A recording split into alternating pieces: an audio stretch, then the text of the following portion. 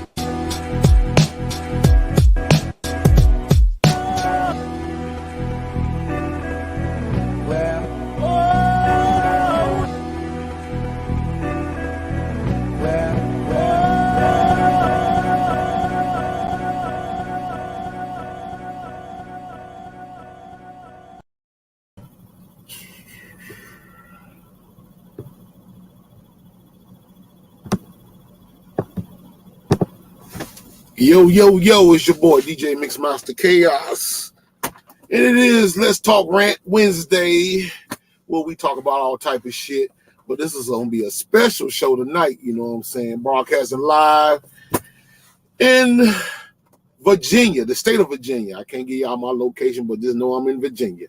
But I got my boy, Dark Prince in the house, as well as KG.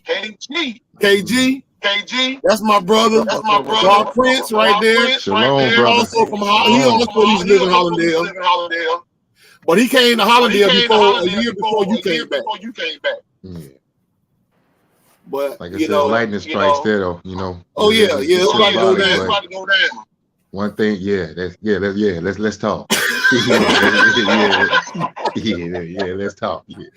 Man, all I can say, Dark Prince, girl, we just gonna step to the side for a little bit and let KG I feel the energy already. Run down. You know what I'm saying? I'm Yeah, not even give worried. us the rundown. You know hold on. First off, I don't even know what the it's feeling. You feel it? Yeah, the heat's nice. Yeah, that's nice. That's nice. I should have been telling everybody got them by my motherfucking email, man. Y'all want to subscribe and send me some good shit. You know what I'm saying? Your video, music, business, paraphernalia. I'll let me and DJ at gmail.com. Paraphernalia, say, huh? Oh yeah.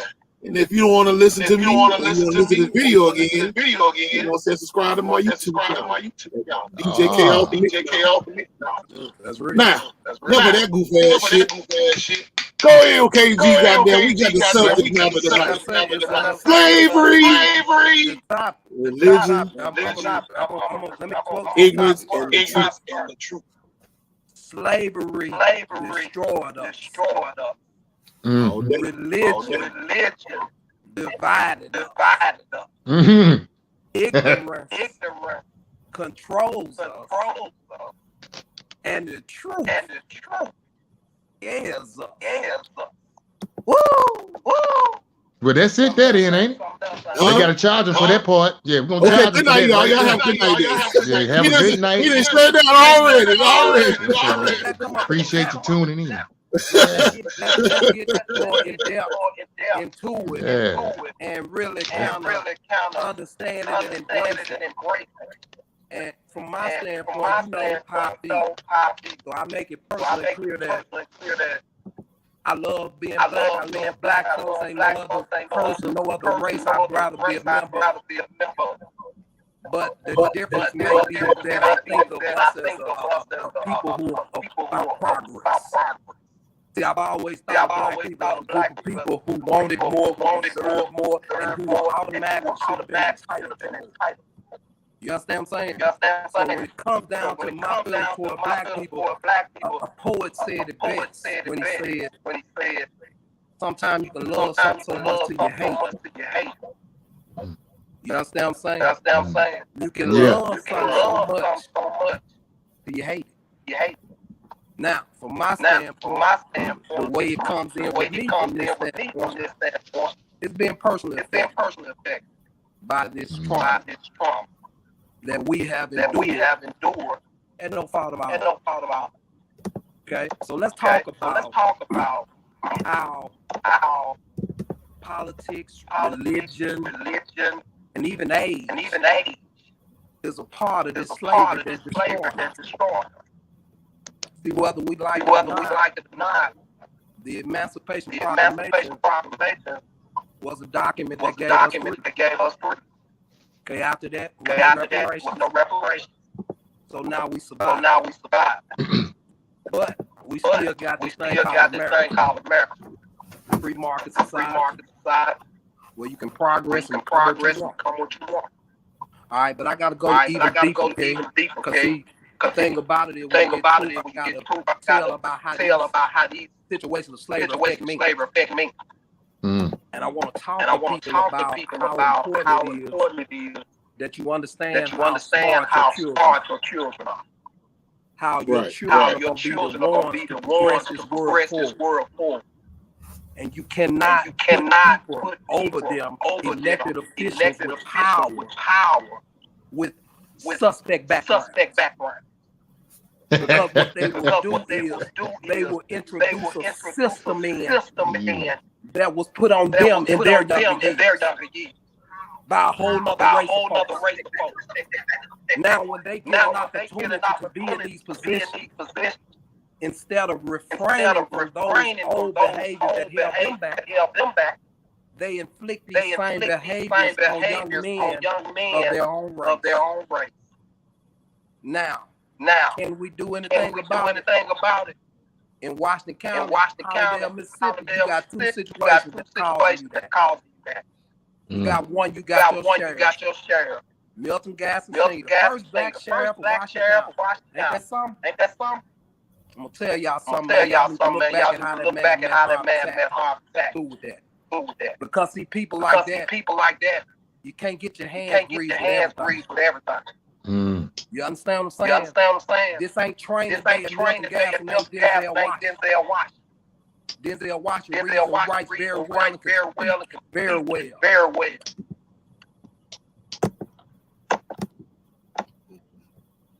Hold on a second.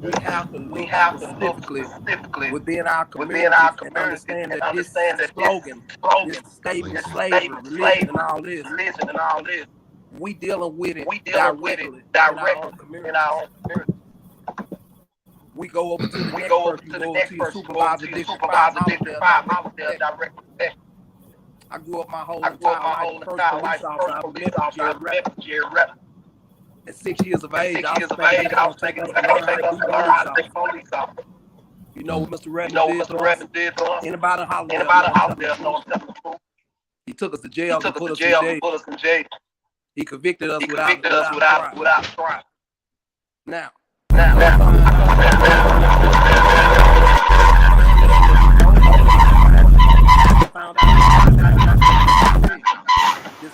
Hold on, bro. I got some background noise kicking through. Yeah, I'm up here trying to play around with the audio because you just get some echo. But what I'm saying is, Mr. Rebel comes from a situation where he was abused. I learned this from my family. So here we are again with another senior citizen who was inflicting slavery upon our community. Now, religion. It's being overdone. There are too many churches in small proximity areas. There's only one God. Your church is your source of power. Your church is your source of income. You need to think about congregating no church because it's not helping us. Now we're going to the ignorance aspect. Exposure breeds ignorance. Lack of exposure. So if you keep people in a certain setting and you don't expose them to things, they'll think that everything's bad. They got this saying where they use the poor. I don't like to say the poor. I like to say those that don't have as much. Don't have as much because they think everything's okay. Bitcoin, cryptocurrency, stock market, all of these things, they are not. These are things that have been put here to accent your revenue. If you work, you don't want to work for everything. You want to sit back and let the things come to you. And that last proof scaring us. That's what these people see when they listen to my voice in my fight. And I want people to understand that your parents and my parents, everybody they need that because they ain't know no better. We love them. We give them. But we can't go down the same path. See, because when it all boils down to it, man, I got a lot of feelings about things. Not always in terms of revenue generation. But I understand the aspects of hustling and things. And I'm gonna say one thing about how Washington County situation. I feel like those young men are willing to take that chance to sell that stuff. You don't get nobody none of your money. So if you willing to take that chance, you deserve all your money. Even though I don't think it's the proper thing for our community, I don't think persons in politics or whatnot should be even involved in that scenario. It destroys us from within. It makes us look like a shallow people who don't want to progress. That's not who black people are. Right. So I'll leave it at that without going so in depth. We don't let Prince speak on it because I just got a personal approach. Because I'm from Washington County. My family most reside there and I love them. And they know as much as I love them. Can't nobody change. But I won't better. We're trying to figure out why you got interference. Yeah. Echoing. You go ahead, Prince. No, I was just saying I was trying to figure out why was getting a delay. Oh, okay, well, probably then. Let's see. But nah, from what I was saying is just man, we gotta think about locally. It's Washington County, Hollandale. These are areas where you got young people want to prosper. See it, man. I got a movement called Washington County Role Models in Politics. I see the role models. I see the young man. Flanagan. I think he's married to one of our classmates in the game. Young man helps young kids out. Teach them the right way. My cousin, she has Brock. These young men are role models. So we have to look at that. We got to clean it up. Whether we like it or not, we have to clean it up. We can't keep going around here. With this old who you know gang. When the people you got to know are people who don't live proper lives. Then they utilize it in improper way. This is not what we need. I put more charge on our I do. I feel like they ain't doing it right in that area. You dig that? What you think? Bernard Prince, I mean, you see, KG took off at the free throw line. Yeah, but I'm sorry. Say again. I said, what you think, bro? KG took off at the free throw line. What you think? But I'm sure we got the same feelings on a lot of this stuff, man. Oh yeah, I do. Everybody trying to have something. And when a person works for something, they want to have something. If you didn't put in, they ain't giving you nothing. Right. Mm-hmm. Let's see what Bernard Prince got to say about that, bro. Go ahead, bro. I mean, I wholly agree with what you had to say about that, you know, and it comes from a source of a love for your people, you know, and that's a person that's awakened. And the thing about when you become awakened, the thing about it, what you see around you, it hurts. And especially when it's, you know what I'm saying, the loved ones, those are closer to you, because it's like you're watching them sleepwalk. That's exactly. Yeah, that's why I told him earlier. You know, so I can see, I know it's bad. Yeah. But my thing is that, you know, is that it goes back to some ancient, you know what I'm saying, text, you know, that there's only a few that's going to wake up. You know what I'm saying? And the thing about it, select few. So it's a privilege, it's an honor to be one of those. And what you have to do right now is that you have to fortify your own self. Oh yeah, outside.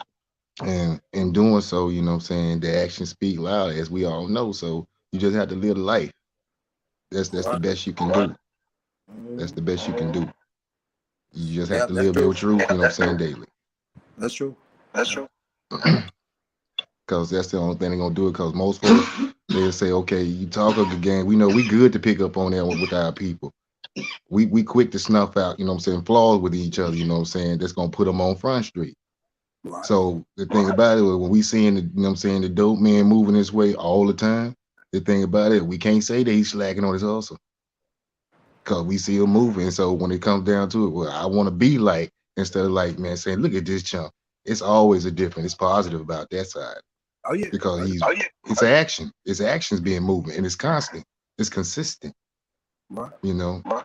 And it goes down to integrity, which is the, you know what I'm saying, the root of it. So in that integrity, if it tells you know what I'm saying, I'm going to walk this line, rain or shine. And that's what's going to be your volume, you know what I'm saying, out in the streets. And the more you do it, the louder it becomes, because you get rooted and you start to get dedicated into it and become second nature. And I think that's what we're striving for, you know what I'm saying, that higher dimension of thought, of walking the right path and not wavering. Because see, when we do that, the first person, I know myself, I'm hard on myself when I make mistakes. I will beat myself over the head with that. As my man, you know what I'm saying, and brother Chaos, you know what I'm saying, since we've been knee high from Duck, you know what I'm saying, he'll tell you, you know what I'm saying, the things that when we had spats amongst ourselves, I take that serious up to this day. Especially if we was in disagreement about something. Because I don't want no type of wavy line. I want you to know this is where I walk. And that way, you know what I'm saying, you can trust that. And in it, I know, you know what I'm saying, you feel confident and relaxed and safe and secure. And I can feel the same. That's true bondship. That's divine. I need that. And the only way I can get there with those that walk their path and stay on their path. This is what this is all about tonight. I told you, boy, it's getting hot, man. Yeah. Getting hot. That's what it's all about. And you need these little, you know what I'm saying, fireside chats to strengthen each other, because iron sharpens iron. Right. So that's what I'm gonna be able to take away from this, you know what I'm saying? Yeah, we better go ahead and roll a little bit harder, you know. Hey, let's do it. That's correct. Let's do it. I just, you know, my thing, just to add to the key.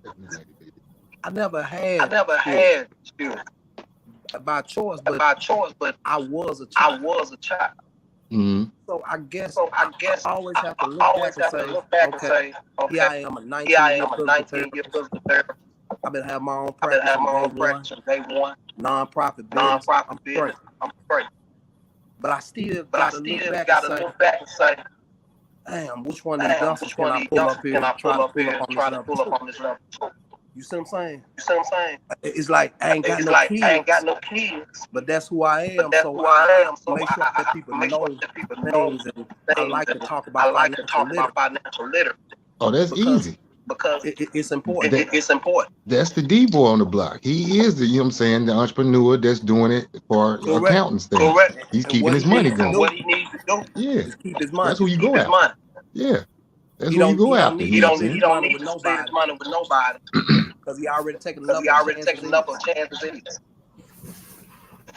So, and see, that's what I'm talking about. We come from a community where this has been a behavior pattern that appears to be accepted. It was taught, you know what I'm saying? It was taught to us, bro. You know, like you say, back to slavery. It was taught to our people because here's the crazy thing. But I joined the Navy in '97, and once I got there, I remember one particular time I'm at the front desk, and the old white guy named Captain McGuire. He said, okay, I need your boss to run out 2 copies of this for me. So he just gave me 2 pieces of paper. I'm not thinking about it because, you know what I'm saying, I'm in Chicago right now. So right then, it's doing the 90s, and the Bulls were doing their thing. So we right down the street. So that's what the talk's about. You heard? Right. So anyway, I run off the first copy while I'm still in talk about, you know what I'm saying, what's going on in the third quarter, whatever. And when I get the first, you know what I'm saying, copy out, it's a check for $100,000. So immediately, you know what I'm saying, I look at my other hand because, like, I ain't ran this now. It was another check for $100,000. And I'm sitting there standing there looking at this way. He was like, well, boss, it seemed like you never seen it. Type of like, if you would have known me another light, I would run off with this right now. And he laughed about it. And so my thing was, I'm like, how do you come into all this? You know what I'm saying? So the whole time I'm sitting chair side with this doctor. I got my mask on, which is interesting about the mask being on, but no, I can see the eyes, and we learn to read each other. And I can see he's laughing underneath, you know what I'm saying? Well, because I got this frustrated look on, like, I want to know more about that. And so my thing was, after the patient left, we're sitting back, he pulls his mask, and he said, okay, boss, and tell me what you want to know. I say, how do I get my money like that? How do I, you know what I'm saying, take it from this generation and pass that thing down a generation? This is the first time I've been hearing about trust fund. I've been hearing about inheritance, you know what I'm saying? This is information that we don't talk about in our community. Okay, right. And for the first time, I'm like, where's this? You know what I'm saying? You know what I'm saying? I'm like, you know, we ain't. So my thing was, he brought up a pie chart.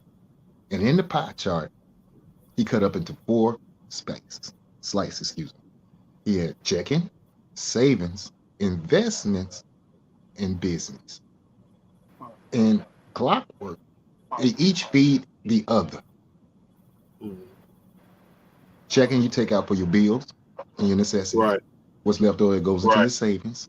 Your savings goes into your investments, which is making money for you, and whatever your small practice or your business feeds back into your check. And so now you never broke because you have a cycle that's working overnight while you sleep.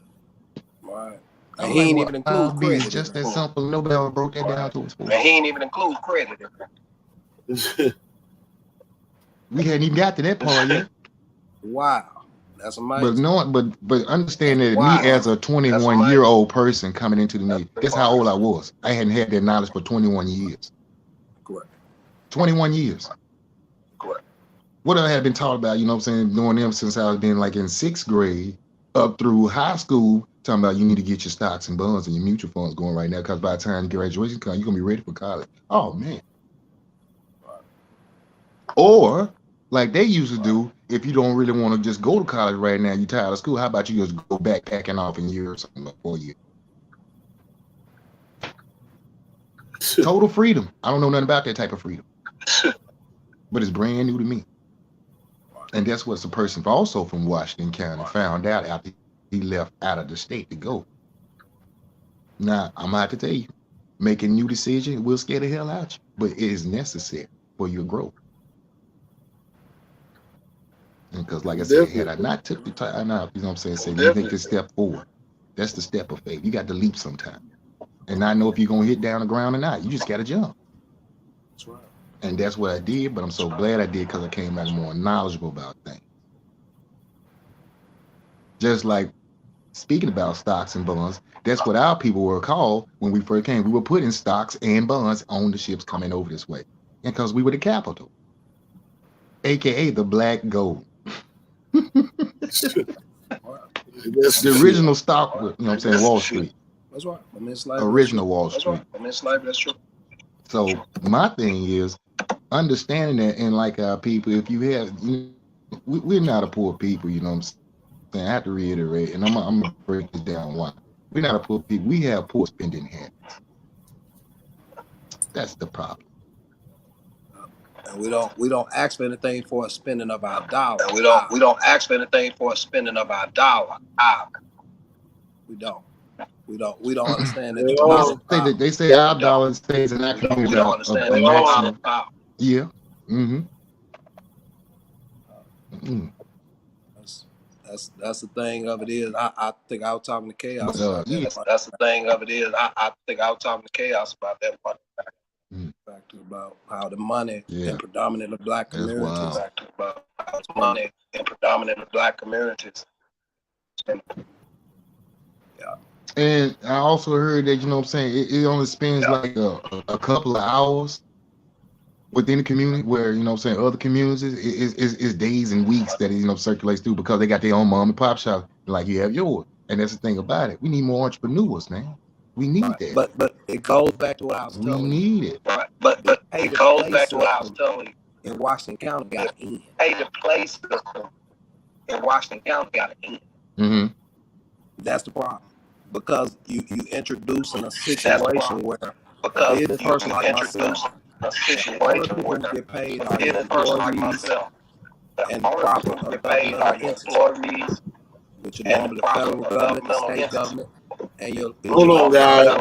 Can y'all hear me? Yeah. Hold on, guys. I was gonna say, hold on. Yeah, we hear you. Let me Can't come back see in you. and come back out, man. Let me come back in and come back out, man. On the screen. I don't even see myself on the screen. I don't even see myself on the screen. Y'all just hold up just a second. I knew it started getting heated up. Just hold on. Yeah. But you know, that's the thing. I've seen some things like what was shocking to me was the fact that the last I heard that our mayor, you know what I'm saying, down there in GB was taking, you know what I'm saying, Facebook pictures at the club. Now, what type of politician is going to be helping do anything for the city, bro? Stop it. But I can understand it, because the train was the mayor before that. When I first got back home from the Navy in 2008, when I got there and I was going down to City Hall to see about some jobs. But when I'm rolling up the step, I see an Escalade parked outside, and the license plate said "Run Tailette." Now, what type of politician? What we doing here? What we doing here? But then I get the backstory saying that she taking city council money, city money for the streets that's tore up, got potholes all over. They won't fix that. You know what I'm saying?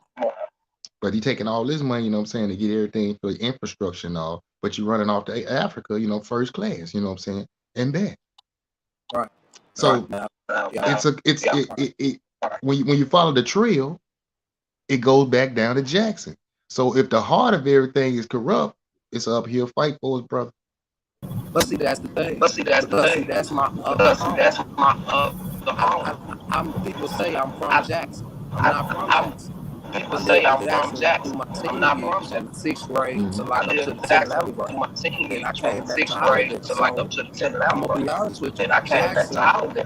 Hey, KG. Do me a favor. Come back out and come back in, because you got a hell of a. Come back out and come back in, because you got a hell of a. Yeah, just come out and go back in. All right. Yeah, just come out and go back in. All right.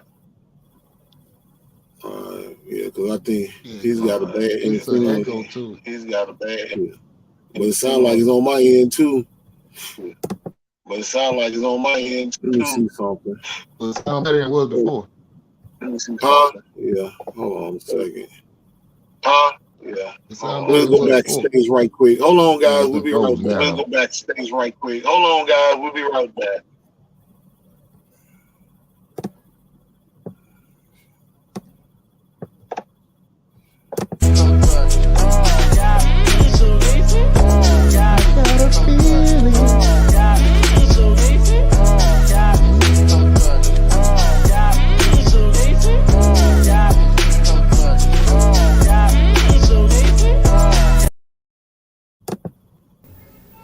we're not going to be nothing as a people until we take on the challenge of improving ourselves. Listen, please. You can go to church, you can read the Bible, you can do all of that, but you are not too old to improve yourself. And the moment you stop thinking in terms of improving yourself, you are already dead. Because death puts an end to the evolutionary journey in your physical realm toward God. The struggle for balance. We have been an imbalanced people all our lives. It's not your fault, not mine, but we are imbalanced. 99% of us. And the other percent is even in worse shape, they don't even know it.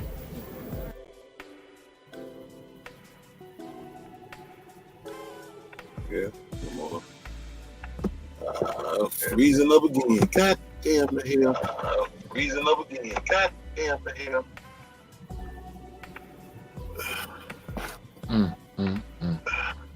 Hold on. Hold on.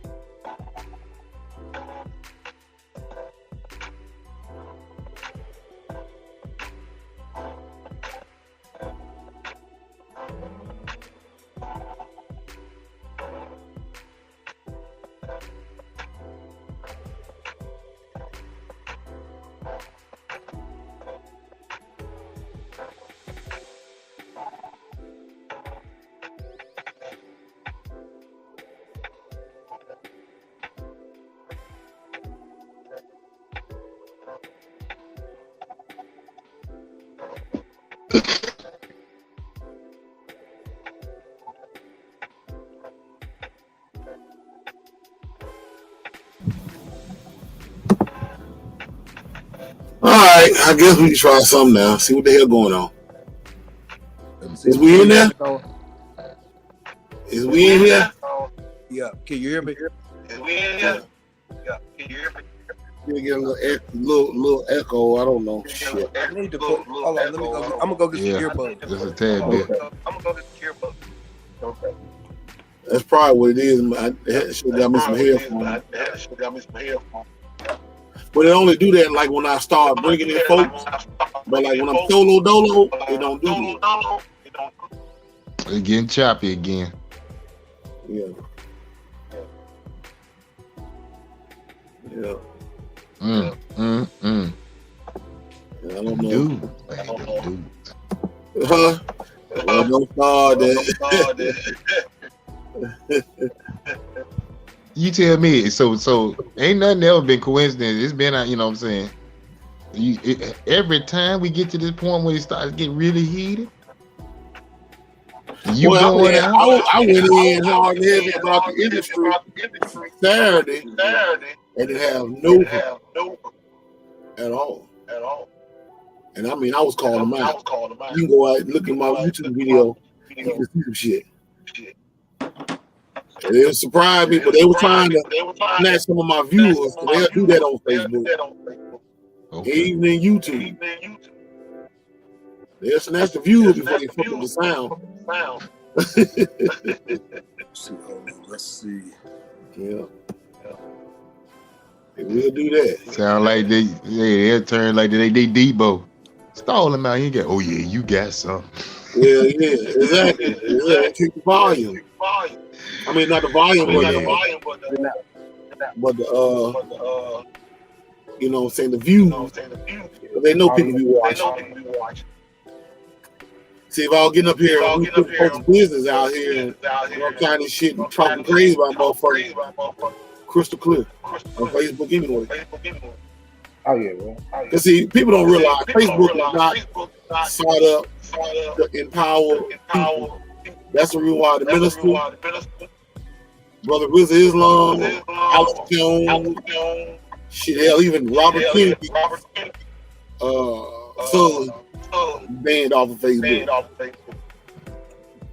Because it's not about filling up your people, getting people to get on a positive perspective. It's about destroying them and being stupid, deaf, dumb, and blind. That's the liberal democratic way. And I'm not even a motherfucking Republican. But I know what the Democrats is all about, because this ain't nothing but a generational curse that was given to black people.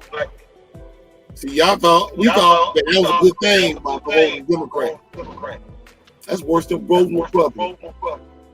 Because you're voting for the same motherfuckers that couldn't stand the street you walked on. I mean, I can go on and on, but I'm gonna be nice a little bit anyway. Just a little bit, not that much. But see, this subject matter tonight: slavery, religion, ignorance, and the truth. See, slavery. KG already broke down the slavery part. Well, we can go ahead and go with religion. Religion, from the group word rely. When you take that word, re and lie, it's a remix of your religion that they puffed at it, remix, and gave back to you. This is not your true religion. Christianity is not your true religion. Jesus Christ ain't your personal Lord and Savior. Because you are the Jesus that you're looking for. And they know it, but you don't know it. And the reason why you don't know it, because you let them tell you who you are and who to worship. And who's the right person for you. See, the shit that I'm talking about, half of y'all ain't gonna listen to me. They're gonna say, oh, he a trucker, right? He don't know what the hell he talking about. But I guarantee you can see me. You can see Jesus. Now think about that. That's reality. I know I can tell you standpoint of things in the church and doing the things that were right. It just was a different standpoint to it once you really got out and had to live life. You really had to look at that thing from a standpoint. You had to stay home. This could actually help it. If it really filed towards help. The problem is it wasn't ever intended to help. So that's where we kind of get crossed up with church. So I don't know what the church is. I know it offers some benefit because I know it's good for like mental teaching. You know, we understand the Bible is a book. Somebody wrote it. Got some stories in it. Good and bad, and it's got its place. The problem is in predominantly the black community, like where we come from, it's taking a whole other place that has nothing to do with what's really about. You see what I'm saying? You really have a situation where people are really trying to dress up nice in order to be seen and be recognized, versus trying to actually get the feeling of what it is. So I'm conflicted about that one, man. That church judge I talked about, I like to get knocked down and turn into math science and financial literacy. That's what I think. But from Greenville, Prince, what you were saying, you know, I got a chance to meet both of you, your mayor and his brother, as a business owner. And those young men, to this day, young men, kind of my heart. They broke my heart because without getting too specific, I expected more, you know, and they really let me. So those are two young men that I have to say. I just advise to, you know, support them if possible, because they just what got me is when they in our age, you know what I'm saying? So, you know, sometimes we see each other and we expect one another to be in life. You know, we assume that, man. You see brothers that get to the level of those, whether we know it or not, we're proud of them. You know, we happy to see that vision of that is due. Yeah. But then we have to go back and forth whether they are truly in favor of assisting our community, find out they're not. That's where it gets us. When you said Greenville, guys, I even saw the little picture with the bike. I saw him over there shaking hands with the damn queen. And I'm hearing that people some of the people came to get their trash. So it's just man, it's real situation where I think even though we may force our aggression and our dissatisfaction in an aggressive way, we really hurt by it. You understand what I'm saying? And see that's where a lot of people get to a point where they need to understand is what happens to people when they are trying to progress and you interfere. It disrupts them. And you got to fight or flight method. Some people don't fly. They fight. So that's where you get into where chaos thing. It should tell somebody something is true. And whereas people may think, you can get it back. But he got his advantage because it's hurting. Now you push a person who's otherwise into being someone who's not. So it's like around. But even with all that being said, you know that there's a progress. We still gonna push forward. That's what we've been doing from day one. We don't know no other way. So we gonna push forward either way it goes. I would dig that. Like I said, I heard it behind that because I know I don't fuck with nobody. But that's the point. That's not the point. The point is, I'm doing something with myself. And I'm not going around begging, bothering anybody. So a lot of times you can just be who you are as a person. A person can hate that. You know what I'm saying? I mean, it's just like you can't. You had that club in Hollywood. Bro, I already told you. You got your shit together. Them motherfuckers still gonna find a way to tear you down because mentally, you a young man. You ain't got no goddamn business having your own business that they ain't never created. Cause ain't none of them old motherfuckers down there never thought of no shit like that. They probably wanted to, but didn't know how to. You basically broke the sound like a motherfucker F-18 Hornet, which is a fighter jet. And when that motherfucker go fast, you just see the sound. Boom! You did just that in Holiday. Because when you open that club up, you had everybody from Louisiana all the way up to Memphis and points beyond to your spot. It was people that we didn't even know. You didn't even never that club. That club was basically the Copacabana in the deep south. Located way there.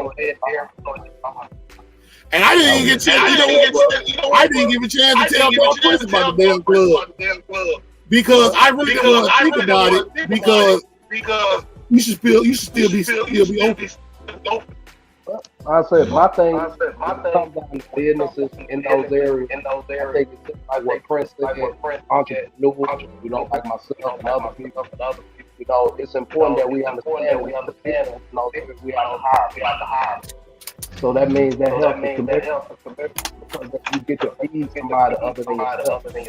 See, that's where the frustration comes. I understood that at a young age. I wanted businesses not so much so I could look like somebody. Yes, I want revenue, but I understood that those young ladies, although you may look at them, no one saw the children that they had.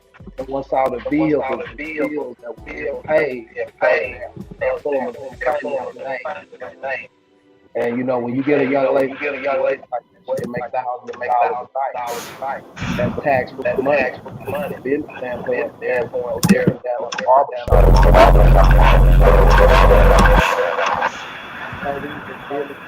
We have to think about you create avenues to increase their lives, increase their money. So this is what people who are entrepreneurs think about. But in our area, we have some by old people so that we can create these strategies. Press, what you think? Your take on how would you instruct young entrepreneurs? Thinking to myself, our area, what would you say? Would you play with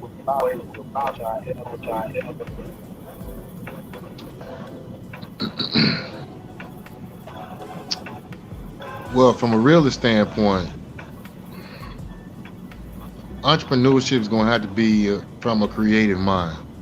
And the good thing about it is a lot of pressure. Pressure does two things. Either going to be busting pipes or it's going to create diamonds. So my thing is,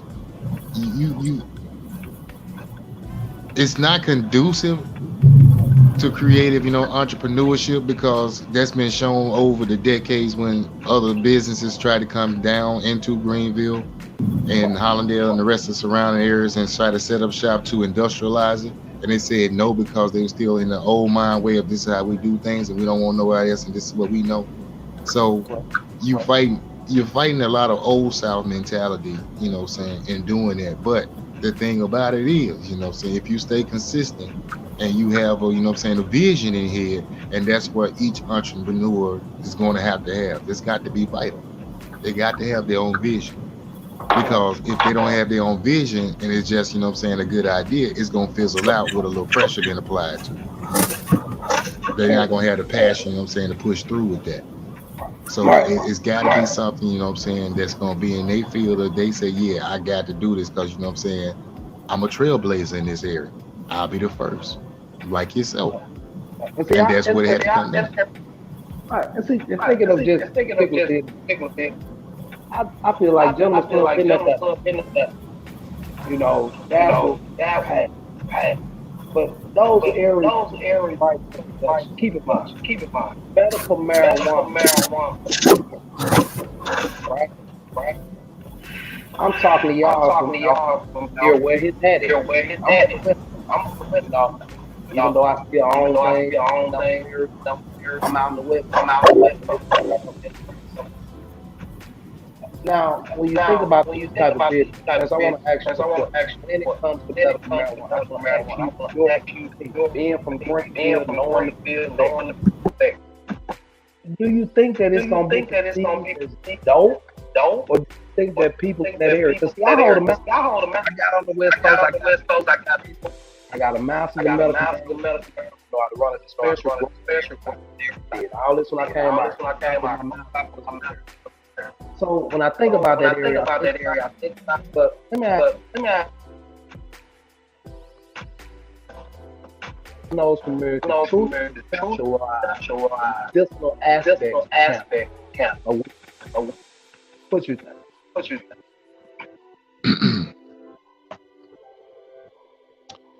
If you can get the paperwork pushed through and everything's legalized and you can get shops set up,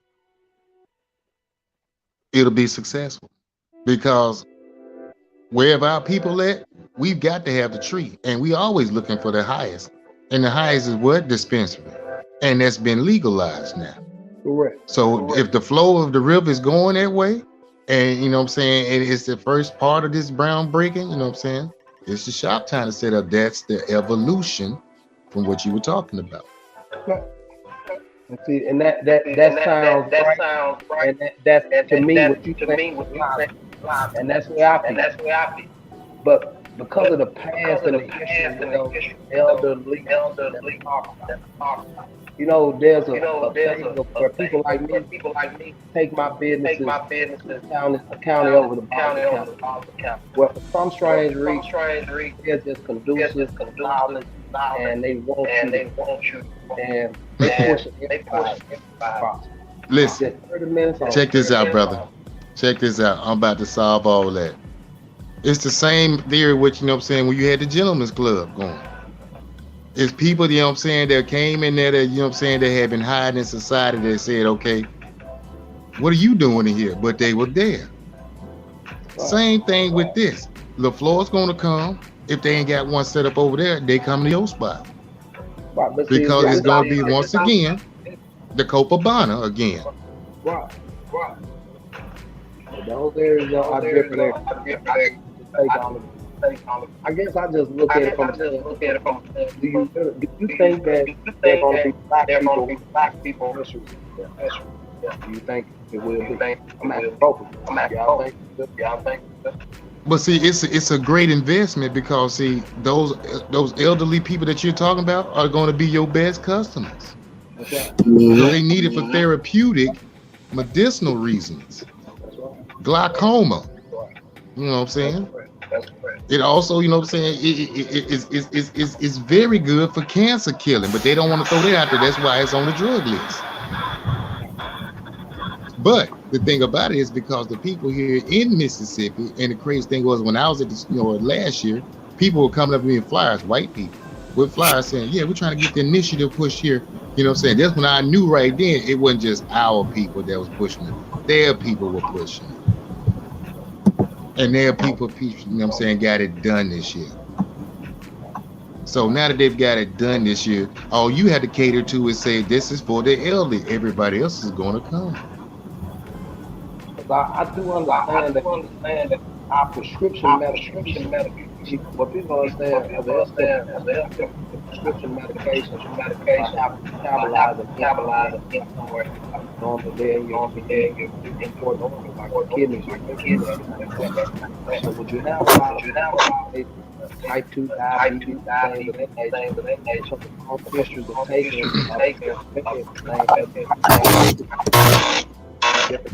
well, it sounds like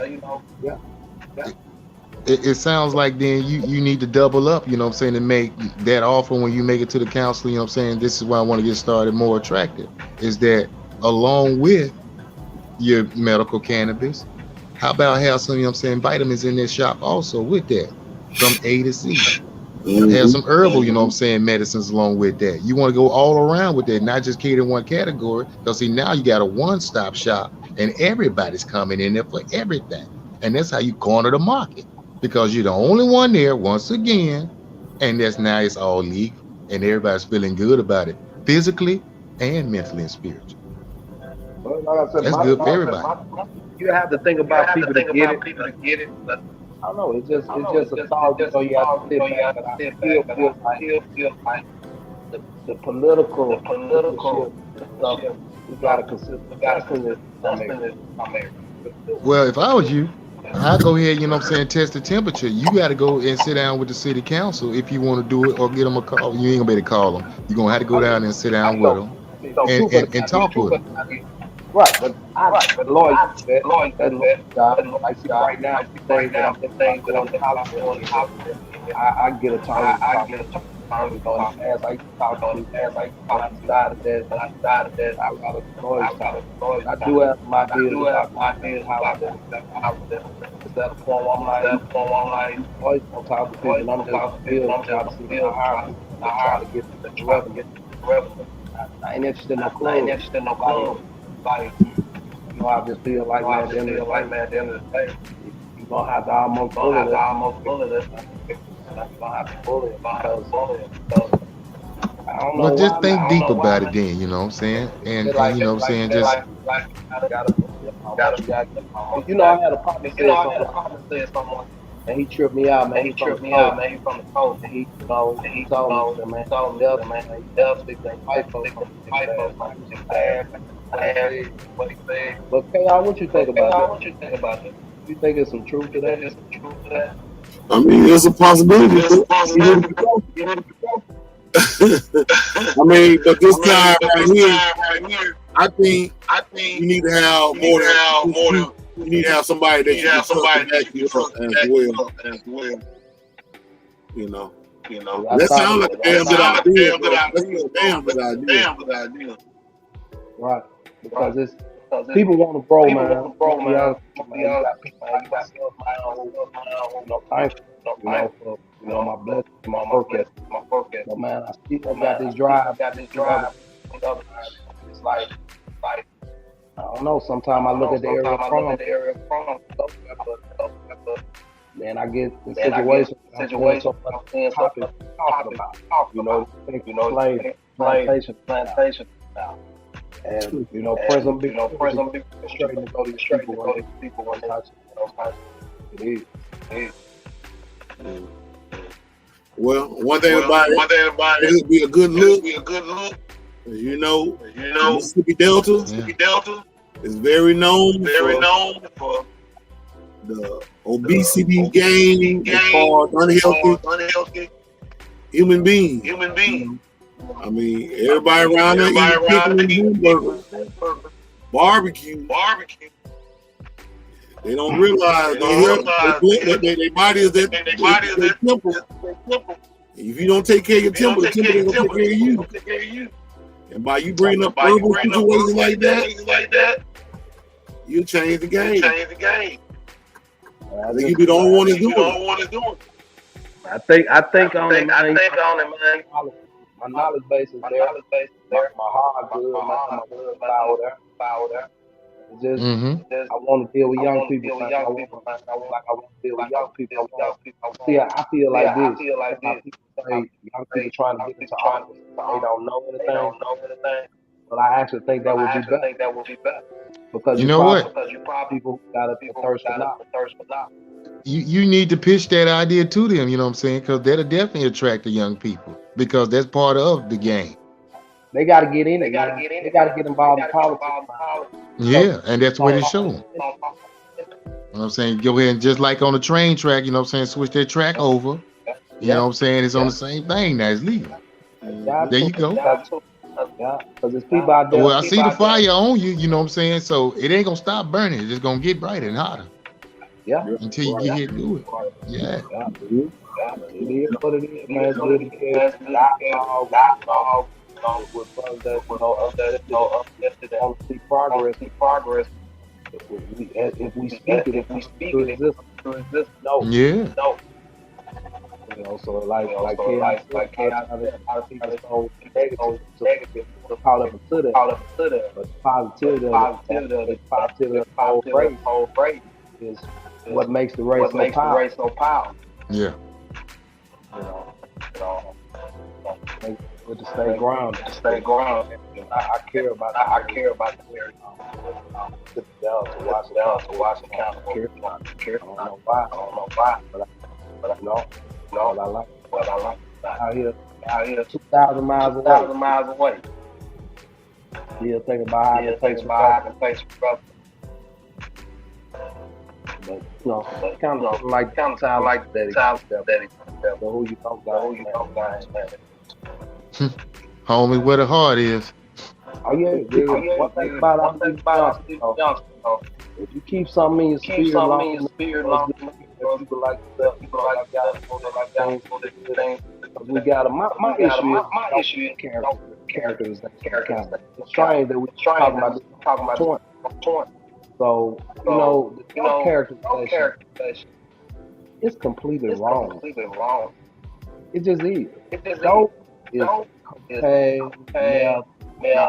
knowledge. Cannabis is medicine. See, that's where we have to come up from a healthcare perspective. I understood that for years, and it's important that everyone understands even the topical aspects. They don't get you high, dedicated.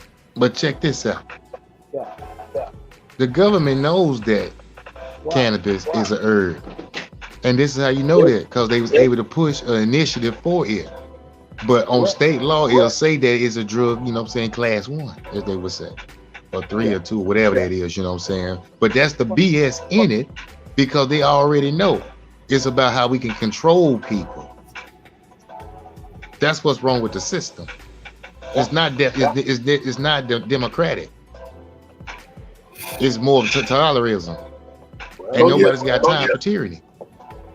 And that's what it's all about. So in this time frame, while, you know what I'm saying, the nation is fighting amongst itself right now, as we did in times when, you know what I'm saying, we was in slavery, we need to be making moves. Yeah, that's true. That's true. Like, that's what I'm trying to do. Create a text for time. You know, even in situations ain't nothing on time. I think you can't believe that. You know, something change quicker than everything with time. Yeah. Really, I you gotta keep pushing kids. They just fight for them. Kids couldn't help out. It took adults to help. So now you gotta keep. They gonna need some help. Somebody gotta be able to it might take you a few more days to get it. You gotta look at it back. Mm-hmm. That's what's important. Like I said, y'all guys, another day, another dollar. Yeah, that's a good fire there. I like that. I was about to say today is 420, huh? Yeah. Yeah. Yeah. I don't got to get into it right now. I can't fuck with it. Yeah. What like we said, man. The motherfuckers, they had to show a dislike. If everybody will here, check this out. My thing is, I got scripts on mine. Every herb bearing seed, it is good. Scripts. The original scripts. Heard me. I'm gonna leave y'all with that. Yeah. It's all about real. I'm just happy to say scripts. The original scriptions, baby. Yeah. That's how you gonna be looking. Hey man, y'all wrong. Got this purple hair. Who is that? Nah, what this guy? What's this all about? Who is that? That's gonna be you. To get off the podcast. Oh no. See, you was 419, now you're 420. I like great guy. You know what I'm talking about? You know what I'm saying? No. He over there taking shots at our people, you know what I'm saying? Look at Chaos, man. You know what I'm saying? Talking about that. Nah. Well, my left eye fucked up like that right now, though. I ain't gonna bullshit. It be red. And I ain't smoked nothing. You hope it ain't the pink eye. No. It's an allergy. Oh, okay. Yeah, you got to go ahead and get that, you know what I'm saying, washed up, though, but yeah. Oh, yeah, I got some fucking with it right now. Mm-hmm. Man, I was gonna say. Okay, now let's go to the ignorant side of the game. We left religion alone. The ignorant side of the game. What makes us very ignorant in this society? What? What y'all think makes it? I put it this way. Ignorance comes from us basically being brainwashed to believe whatever the slave master way back in the day told us to believe. Even if he beat our ass, raped us, hung us from trees, but he just made you think that you were who you was when you wasn't. He basically carried that goddamn stigma all the way right now, 2022, because we don't take, ain't too many of us take too much shit seriously anymore. You know, we all about dancing, book dancing,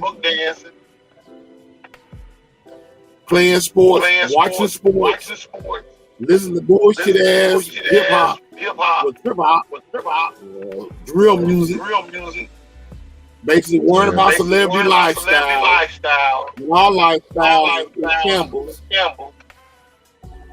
Oh, brothers, I'm gonna have to pardon me. Let me go and get some eat, and I'm gonna have to run. I say pardon me, you know what I'm saying, but I ain't ate yet, so I want to go ahead and grab some to munch on. But I want to say appreciate the time, but let me get in this because the 420 sneaking up on me, and my stomach been grabbed.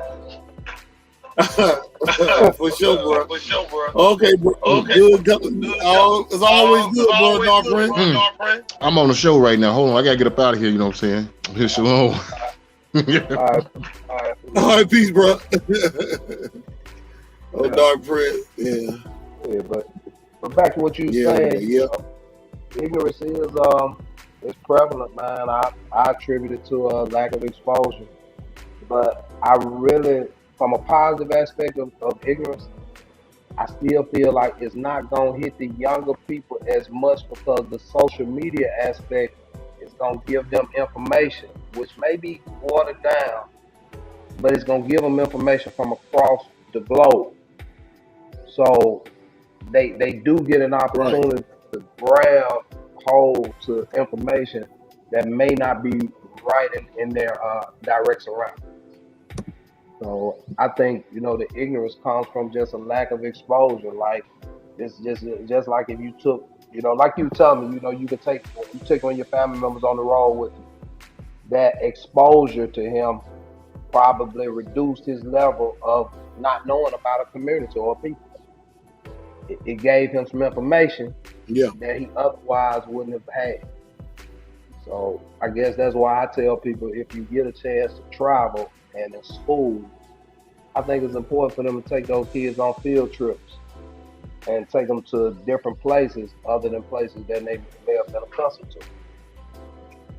So I mean, because them motherfuckers still, I believe them, they still got them kids down there, got them going to motherfucking Walt Disney World and shit like that. I'm like, man, let them kids go somewhere different for a change. Yeah, but it's important because it's an exposure and then it they level of ignorance, because you know that ignorance often it comes from not being exposed to stuff. You'll think that something is a certain way because you've never been exposed to it. You know, I can speak on myself. You know, hey, I moved out to the West Coast. Man, actually, and you know, I got my black girlfriend right here with me now. But man, I got to the West Coast. The first young lady I dated was white. You know, so, and it made me realize that honestly, it ain't for me, but I can see how a person could, you know, get into a different race with a different person, you know, because, you know, I guess there's an attraction to some of everyone. So I'm one of those people who have to understand that even my level of ignorance is somewhat tainted, because I just automatically assume you'll never, you know, it's black to black and white to white or whatnot. But when you come to the areas like on the West Coast, you find that the melting pot is serious. But like I said again, I'm more comfortable with a black one. But I still do understand that my exposure to this area reduced my ignorance on interracial relationships. It's really prevalent, you know, when you come to areas like our West. Yeah. So, you know, I guess it's just all about, you know, but we as a people, it's like our ignorance come from just, to me, just like you said, man, it's something about following the master's rules, you know. Now, I guess it's just certain stuff you can't put your hand on. It's like certain rules were put in place. Like for instance, I hate to go back to the area we come from, but Do you know that there's a different set of rules for businesses opening for whites versus blacks? You know, in the county where we come from. No surprise. But see, that's the thing. Even though it's not surprising, these types of practices, these types of behavior patterns exhibited by primarily black people should have been eliminated from our ways of behaving and thinking. You know, it's like some things. Yeah, that is so true. That's true. You know, so that's my thing. It's like some things you should have. But see, yeah, but see, I'm gonna tell you something, okay, G. It just go back to that reference of how things are on the other side of the tracks compared to where you're at. You start to see things differently when you get away from where you're from. A lot of them people down that way, they're afraid to even just get on the damn highway to go to Jackson or Memphis. So you can just imagine if they go 1,000 miles away. It's like, what the fuck? You know what I'm saying? You basically pretty much done lost a whole generation full of motherfuckers. But like I said, I get what you're saying because here we are in 2022. Nobody got no business still acting like this is the motherfucking 1950s or 1940s, or even the 60s, you know, if you will. You know, but a lot of people decide in their ways to be where they want to be. And they feel like they're comfortable being that way, not knowing it's not healthy. It's not very healthy because they don't even realize they got it made in the shade in Hollandale. The Delta period. I mean, the Delta is sitting on a damn gold mine. I mean, that's the home of the blues. And it's bad when other countries come to the Mississippi Delta and take more eve at your content than you do. Because people come from over in England and France and Italy or where the fuck come to America. That's where they want to come to. They want to know where the blues music come from, the birth of blues music, because a lot of the European bands built their legacy off of blues music. You know, the Beatles, Rolling Stone, Led Zeppelin, just to name a few Caucasian band groups that built their rock and rock music off of the basis of our culture, blues. And they'll tell you. Hell, Rolling Stones made a whole goddamn group. That group was named after one of Muddy Waters' songs. Rolling Stone. So that just goes to show you that people love our shit way more than we love our shit. And it shouldn't be like that. We're supposed to be able to love everything that we create on this goddamn planet, regardless of what they say about our shit. Because they talk about our shit because they don't understand it. But when they get to understand about it, they get a patent. They start writing up their patent to own your shit. Right. And then they love it. Then the whole race will start loving it. Then, and your ass know they talking about. No, they ain't supposed to be the way there. Yeah. So all I know is just like, you know, but it's like you said, man, take away from this mentality. But in Cleveland, speaking back to Bolivar County again, you know they got a blues museum right there off Highway 8. You see over there across the street from Delta State. So it goes back to what I heard about it. Yeah. Even though, in a sense, black people, not in a sense, black folks created the blues. Period. Okay, they started that. But it's most definitely. That was an offshoot of the gospel of blues of gospel music. Yeah, come on with it. But it's picked up by every other culture, and they glorify and they do a great job with it. You know, so.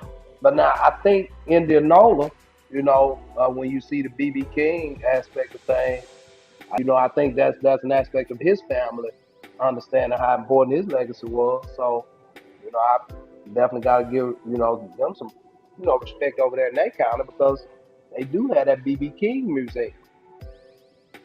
I think that's a sunflower county. So, I mean, you look at certain aspects of that where they took advantage of it because, I mean, the man was a serious talent. Really was. Serious talent.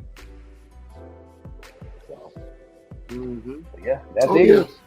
Well, like I say, they got. Oh, I was gonna say, and they had a goddamn movie called Crossroads that my man that played Daniel LaRusso from Karate Kid. Right. You know, you probably never seen. Have you seen that before? Crossroads. Yeah, I've seen that some movie. There, I seen it for the first time when they put it on HBO. Yeah, but that movie, I think they kind of try to keep that movie as like a hush hush type of thing. They really didn't want to glorify that movie too much because that movie had a lot of messages in it. Because the movie was basically talking about, if you really look at it, it was just showing you that how Caucasian people basically was trying to create our sound that it has already been created by us. They trying to make it like they the one created it. And everybody in the world know that they didn't create that. Same way they did with jazz. And now, here we are in 2022, they're doing it with hip hop now. And they doing it with R&B, slowly but surely. Yeah. But you know, look what the hell, look, who the fuck is Bruno Mars? Is not us. Bruno Mars is not us. Who the fuck is Bruno Mars? Yeah, motherfuckers talking about, oh, he's a Puerto Rican. He's a Puerto Rican Jew. So you think about that shit. And his motherfucking music sounds just like the music we used to listen to back in the 80s and 90s. Why is that? He copied. And the new generation shit sound like garbage. Lil Baby and the Baby, they got their ass talking gibberish, just like their damn names on their song. It ain't by mistake, a coincidence. That's for a fucking reason. Ignorance. Ignorance. Pure ignorance. Yeah. Right. You're right. It all sums up to that's what it is. But they ain't gonna tell. But they'll tell you, oh, come on, Chaos, you being racist now. No, it ain't about me being racist. I'm being real, goddammit. I'm telling this. I say this shit from a clock tower. They don't shoot my ass down. I say this shit from the clock tower. It's the goddamn truth. Everything we create, they come in there and take it. That's right. And this is the thing that people have to look at. And you know, and the thing of it is, man, you know, I hate to go into the last part, but then, you know, when you look at it, I guess it almost goes into, you know, the aspect of, like you said, hold on, let me look at it. When you go to the last aspect of what you said, then you said religion did that, and are we at the last one, which is true? Was the last one true? See, it's like, then it jumps you right into that. Yeah. Just like you said. Whether they like you screaming from the top and upset or not, here go the truth, scaring the hell out of them. Upsetting people. Oh, yeah. So it's almost like the ignorance and everything, it's almost like a domino effect that leads to the next thing. Oh, yeah, most definitely. Yeah, so I'm thinking about that's just like I heard a guy, like my partner, comedian Jim Brown said. He said, you know, it's one thing when your ass has been shot up and you try to put a goddamn Band-Aid on a bullet wound. You know goddamn well that Band-Aid ain't gonna stop that bullet wound from bleeding. You basically putting a Band-Aid on a fucking bullet wound. And you think that's gonna stop everything. That's just gonna make everything better. Or you put a little ointment on there that's gonna stop that bleed. No, it's gonna make that shit worse than what it fucking is. That's just the way it is. Well, I'm gonna be honest. What's up? What's up, Byron? Byron Williams on the check-in. What's up, bro? And first, baby, we wasn't ignoring you. We were just getting in too hot. Much love to you, baby. Love you. Yeah, brother, Byron Williams. Your classmate. Byron. I know Belly Bear. Belly, you know I'm Belly Bear. My guy Belly Bear. Happy 420, guy. Happy 420, right? Yeah, he been on the podcast a couple of times back here when I was doing the Zoom podcast. When I was doing Zoom back here, but I had to get off that damn Zoom. Hey, but back to the truth though. Back to the truth, it's almost at a point where when they say the truth will set you free, it's true. It's not a joke. It will set you free. But you actually have to get to a point where you got to be able to get to a point where you can accept it and embrace it and let it shake you a little bit, and then you shake it off, and it can help you really shoot to the moon, man. I'm gonna be honest. It's like criticism is something that's, often taken wrong. But I find myself, throughout my entire life, if it's constructive criticism about things and learning something, I always really wanted to know, like, what was the issue? What was this issue? That was the way of me accepting the truth. You see what I'm saying? Because once you accept that truth, in my case, it make you a better clinician. You see what I'm saying? Oh yeah. Hell Right, yes. You'll feel a whole lot better. It feel like a dark cloud is livable off of it. Exactly. Yeah, when you get the truth and you can accept it. So I guess my thing is that, but it's a fearful thing to where the truth is that don't nobody want to accept it, man. And when you go to telling the truth, people go to getting upset and all in their feelings and all of that. But the thing of it is that you going back to the religion. The religion is the one who told us the truth was gonna set us free. So, and the religion, the one that told us one of the commandments was thou shalt not do what? Lie. So once we doing the things that steal or kill. Right. So it's almost like, so once we do the things you probably instruct us to do, I'm wrong by that. So that's what I look at. Am I wrong by living by those rules of things? And I understand what people say, about the, this and that's the way you say it and all of this, but I don't know no other way to tell the truth but to tell the truth. So that's ain't but one way to tell the truth. The truth is within itself. Right. But if you can sit up there, like I say, you can sit up there and put a motherfucking Band-Aid on a bullet wound. That doesn't mean that motherfucker ain't gonna stop bleeding. That's what I'm saying. Yeah. You gonna have to get that motherfucker. What you call that? Put some stitches on there to stop that bullet wound. Correct. You're gonna have to cauterize the bleed. You're gonna have to apply pressure to stop the spurting. Then you're gonna have to get it cauterized and probably stitched. Most of the time now they use dissolving. You can't do that with no goddamn regular little Band-Aid. That's what it's all about. About the truth. Yeah. You gotta tell it. You gotta be truthful. You know what I'm saying? But see, the thing about it is we are living in a society now where we make the lie the new truth, the truth the new lie. See, we accepting shit that we know is fucking wrong. Right. We accepting shit that we know is fucking wrong. Look at D-Wade. We can go to a celebrity point.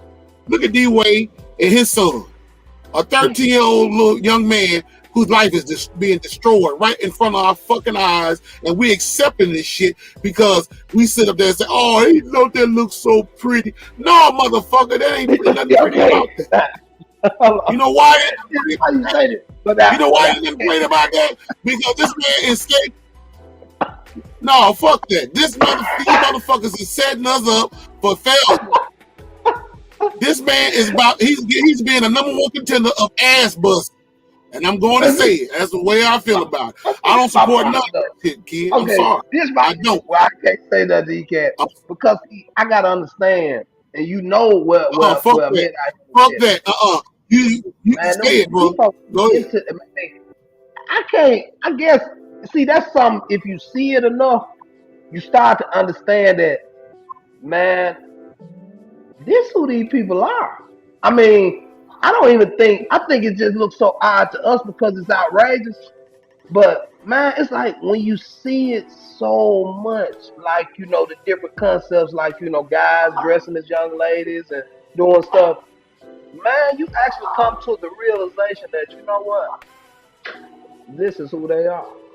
So even though as you may have looked at it like, man, it's weird, man, you see it so much in different areas, man. You know what I'm talking about, man. Come on, man. You go out to San Francisco and all them places. Come on, you know what I'm seeing. It's fine. KG, bro, fine. I love you to death, bro. I love you to death. Let me tell you something. You ever took a hard shit before? Oh yeah, you know we all have. Hear what I'm saying now? Have you ever took a hard shit before? Your asshole be hurt like a motherfucker, like, cause that's a good, healthy shit. Now just imagine a dick being thrusted back and forth in your ass. You're not gonna even try to even have that mindset on it. You can't. You know what I'm saying? You know what I'm talking about? Okay. And I know you can do that too. Now, let's be real about this thing. See, you the guy to that thing. Man, you have been to Atlanta before? You've been to Atlanta? Plenty of time, right? Yeah, I've been 1,000 times, yes. That's the first time I actually saw an actual guy, you know, with an actual purse on, you know, and it threw me. It threw me for a loop, like, whoa, what's up, man? This dude, he got on the purse stuff, you know, and he was actually, like, had on the dress and everything, and, you know, he was a guy. So it was like, and this been like 10 years ago. So I remember the time when I was like, man, this shit is crazy. What the fuck are they doing all this? But, man, you right about what these cats doing, but this shit is really a way of life. And I'm gonna be honest, even in the music industry, do you see how they are able to make artists apologize when they say something about the LGBT? Bruh, this is. Oh yeah, you know why? Let me tell you why. I will tell you why. 1974, there was a Jewish man named Henry Kissinger. Henry Kissinger was the Secretary of State up under Richard M. Nixon. Okay. Richard Nixon and them basically had a damn diagram that they wrote out, this global 2000 some shit, but whatever the fuck it was a diagram that basically talking about depopulating the third world. But they were gonna start with the third world and make their way to the United States. And the first motherfucker that they wanted to get the fuck up out of here and destroy the most was the black people and the black community. Because you gotta remember, we was coming out of the 60s with all the civil rights movements and shit, the Black Panthers and all that stuff. They wanted to try to get rid of the alpha male out of the home. So when they got rid of all the men that was basically holding their houses down and all that shit and taking care of their families, the woman wasn't working. All she had to do was watch her kids and take care of home and clean and do all the shit that she was doing. They destroyed all that. So as generations moved on down the line to that very fucking day, we are in shambles because these motherfuckers was out for destruction of us as strong black men to basically be up out of the homes that we supposed to be in. And as long as we be out of the homes and women continue to raise their little boys to be little girls, because that's what they're doing. They might say, I don't need no man. I can raise that little nigga by myself. No, you can't. Because it's not destined for you to be a woman raising a young man. It's for you to be a mother true enough and care and love and be the first doctor, basically, because that's your child. It came up out of you. I can understand that part. But when it comes down to protecting and serving like a man's supposed to, that's a man's job. And that's but the powers that be knows this shit. But at the same time, their push is to get that type of mentality out of the home. Because when they get that type of mentality up out of the home, they'll be easy to deal with. Because you can get a faggot. I ain't saying now. You can get a fucking faggot to goddamn it get an office job. And if that motherfucker fuck up, they can holler at him. He gonna be like, oh, I'm sorry, boss. I didn't do this. But see, you get a motherfucker like me and you, they'll tell him to kiss my ass. I'll beat the fuck out of you. He's scared as cat shit. See how I'm saying? See how that work? See how that shit work? They know. See, them motherfuckers know. I pay attention to shit. I drive a goddamn 18-wheeler. I'm a boss of myself. Only thing they can tell me is, go get the damn load and go and ride. They're not gonna tell me how to drive this goddamn truck because they know I'm driving. They know that I'm in control and I'm responsible for everything quick and nanny on this damn truck. But at the same goddamn time, if they know they get out of line with me, they know I'm gonna raise my motherfucking voice. Even if they call me right now and say, we got a load, we need you to move. I'm not moving shit. Cause I'm sleeping right now, motherfucker. That's how I am. I'm being a motherfucking man. See, they don't want that.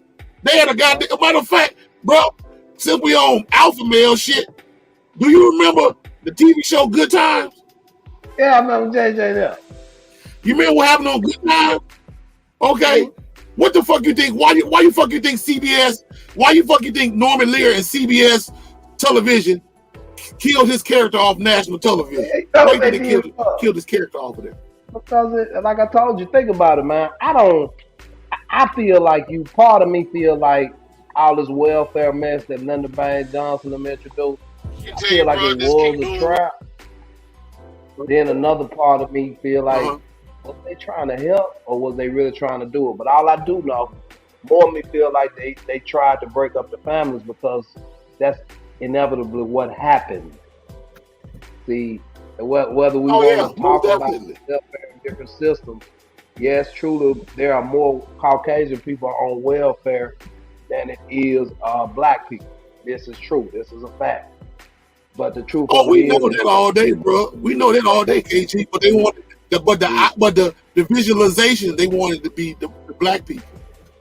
Just like black on black crime. See, it's so easy to put that word out there. Black on black crime, black on black crime, black on black crime, and it starts to register in your mind. That's even with the bullshit ass preachers, politicians, and all that shit. Black on black crime, but you never hear white on white crime. And white people are the most motherfuckers killing each other. They just don't televise it because that'll make them look hypocritical, and they're not going to look hypocritical under their own agenda. Correct. Because they know we'll say some shit like, "Wait a minute, how the fuck you talk about black on black crime? We all doing the same fucking thing." But white people are killing each other. Hell's motherfucking white person right now. Now you hit something that I've been wanting to say for a long time. I live out here. Every crime that I see out here on the West Coast between Las Vegas, Los Angeles, Phoenix, wherever I'm at, I don't see number white people on the screen killing each other. I don't see us. So I'm peeping that it's at a more prevalent rate than it's ever been in our area because there's more people here. You see what I'm saying? So this is a fact you stated. Oh yeah. Now, I wonder why so much accent put on black crime when white on white crime is way higher than that. You're right. I often wonder about that. I said, man, they the other day, I'm telling you stuff. KG, when I was young, I'll go ahead, bro. I was gonna say before, when I was young, when I was living in LA, when I was living in Los Angeles, they never really aired about the Bloods and Crips killing each other in South Central. Only one station that did that shit was a station called Fox 11. It's a local Fox station in LA. But all other news stations didn't air the shit that was going on in South Central. All the other news stations was broadcasting motherfuckers coming up missing in the San Fernando Valley or some shit like that, or whatever the case may be. You don't hardly hear about us getting fucked off. But them motherfuckers stopped that shit. They were like, wait a minute, hold on. This ain't what we want. You ain't got no business, bro. But they were like, but this is news. They were like, we don't give a fuck what it is. We don't want the eyes to be showing that we're killing each other. We want the niggas to be shown being killing each other. Then they started airing everything. Every time they have a drive-by shooting in South Central, it was on television. Yeah. It was on TV so much, damn motherfucker. It was like a goddamn episode of fucking All My Children or some shit. Every time you look around, somebody got shot in South Central, Compton, Watts, Linwood, Bellflower, or Southgate, or some motherfucker where Inglewood, somewhere, somebody got shot. And it was like, and it seemed like it was a pattern, like every Thursday, Friday, Saturday night. There was the 3 killing days. But that's just what they done. But back when I was younger, they always broadcast black people getting shot or getting killed or whatever. And see, but they don't. But see, like I say, it's always a method to the man. Yeah, but another thing I was thinking about is, go ahead, bro. How it's like a pun off, and how I saw a black politician using it too. Now, and I saw it on the news with the mayor of New York, Eric Adams, a black guy. Now, I tend to, kind of like him because a little bit he talked about financial literacy in school. But he came off the other day and he said this, and I want to get your take on this. I really don't know nothing about Black Lives Matter, besides that these are people who are fighting against unarmed black men. You want me to tell you? Being killed by the police. Now, this is all I ever heard them say they was on. unarmed black men being killed by the police, right? My problem is this, and this one I don't like. When black leaders and everybody try to throw black on black crime at their front door. I'm looking at like these people say they fighting the police against killing black young unarmed black men. How the hell they go? How the hell they supposed to have something to do with black on black crime? So I don't. It's just like the black on black crime thing is very prevalent. It's like they showing it more, they talking about it more. And my problem is, I know for a fact it ain't happening as much as the other side do. See that's the thing I got with it. So Black Lives Well, Matter. I know it's a group, but they talking about them spending money. Well, shit, everybody. I don't understand the aspect of why they try KG, to put out. KG, Yeah, KG, what you think? KG, you trying to get me to tell you what that shit really mean to me though. You want to really know what I think about Black Lives Matter? I don't know nothing about the cats. All I know is what they say they fighting for. See my fist? You see my Well, fist? yeah. Fuck that. I tell you why. I tell you why. Because when I first heard about Black Lives Matter, my brother, I was just probably about 5 minutes from Ferguson back in 2015. When Black Lives Matter first the name Black Lives Matter first popped up, the motherfucking government, the feds thought it was a new goddamn version of the goddamn Black Panther Party. They were scared as cat shit. They're like, who the fuck is these motherfuckers? And what they talking about Black Lives Matter? Because motherfuckers were throwing their fists up and shit, and they seen a bunch of guys doing it, so they thought it was a new Black Panther movement. But when it all boiled down, and they went and started bringing in these undercover motherfuckers, they found out this was a bunch of pussy munching bitches, a bunch of goddamn, bunch of studs and bushmade bitches. They was like, oh, that's who that is. They were like, no, these ain't women, these ain't men, these are women that look like men. They're not real, they're not men. They're like, oh fuck. What the hell we worried about? We thought these son of bitches was trying to bring up the Black Panther Party. They're like, fuck it, just give them some goddamn money. Let them go ahead and draw pictures all on the highways and shit about Black Lives Matter. There's a bunch of women. Oh, that's so pretty. They so cuddly and beautiful. Fuck them. And they brought George Soros in there, and George Soros funded them. I can dig it. Now think about that. I can dig it because I see it, and that's the reason why. That's the reason why. But the only people that was getting pissed off, man, was the conservatives, and they didn't even fucking know. They were just getting all out of shape and stuff. And then they started figuring it out. They were like, "Oh, okay." But we don't like them up here putting all this shit up here, these drawing all this on the highway and stuff. But they didn't realize it was a white Jewish man who was backing them, and they wasn't taking no money and trying to do nothing with the black community. That was a front. Because if you notice, every time they come out of the words about the police killing blacks, but they don't do nothing about when the young blacks killing blacks. Yeah, and see that's what I said.